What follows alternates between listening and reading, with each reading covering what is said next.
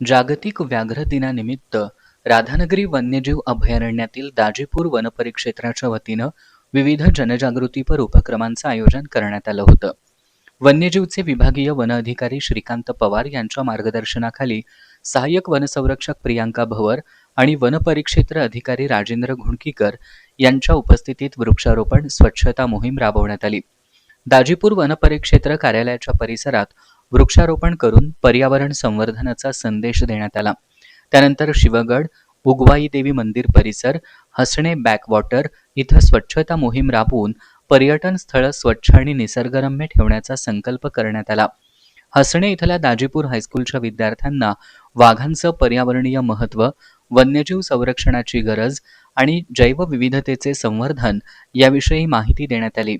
यावेळी विद्यार्थ्यांनी वन्यजीव संरक्षणाची शपथ घेतली.